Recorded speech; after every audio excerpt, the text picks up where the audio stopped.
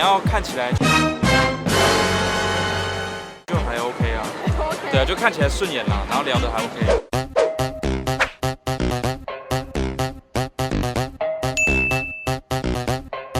朋友介绍或是参加联谊。那你自己交朋友的标准是什么？当然要长得帅啊。朋友的朋友介绍，或者是用交友软件，越漂亮越好。有什么样类型？那个正子型。比如说大家出去唱歌啊，或者什么之类的，就是你要看起来就还 OK 啊，对啊，就看起来顺眼啦，然后聊得还 OK。会啊。当然第一个就会看说里面使用者的长相怎么样嘛，因为其实颜值蛮重要的，对啊。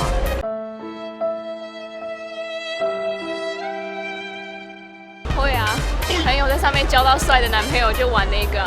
这位小姐还真机灵，风往哪吹你就往哪倒，真是佩服佩服。会啊，因为我男朋友也会玩啊，这是开放式的关系。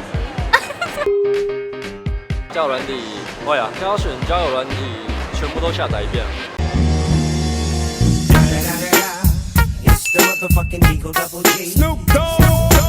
网络评价，我觉得那个比较不准，就是你自己全部下载一遍比较实在。不得不说，你真的是老司机。我会看里面的，会大概翻一下照片吧。会啊，我就蛮多个的，就不要假账号太多的，然后漂亮的妹子越多越好。怪人嘛，就是不回他还是什么，他就这边伪娘很恐怖，私密照给我的伪娘会怕，女生的话就遇到年纪太小的，为什么？就太屁了。最怕遇到那种会传那种私密照给我看，然后又长得不是很好看。怕遇到男朋友啊，因为就被发现自己也在玩。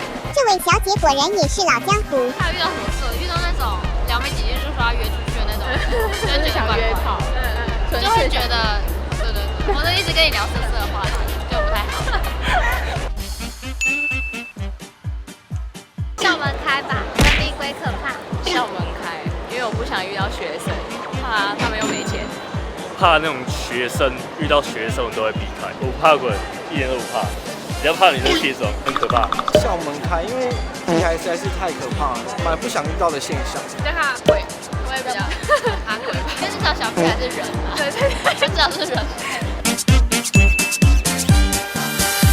没有那你会想要跟屁孩聊？不会，因为你就聊不来啊。有啊，都一定有啊。一定会有啊，就一定有的，这个大家都会遇到吧。长得就是非常的丑。有遇过几个，就觉得观感不是很好，比较多是看到本人的时候长得很可怕。有遇过，然后可能讲话不对拍，长得很可怕的，我通常就不会去划他了，就是往左滑。屁孩何处无不在，众人闪躲躲不开，超高颜值等你来，渴望屁孩都滚开。感觉真的蛮有质感的。我觉得这个界面很清楚，滑起来就不会很杂乱，还蛮好理解。我觉得照片都很有质感，跟其他的软体都不一样。是男生女生都可以找吗？感觉还不错，感觉可以交到很多朋友。就是一点进去就是这样子。对啊，全部都是男生，不能跟女生可以交友。它这一款其实是主打男女都可以，就是依你自己的感觉去调。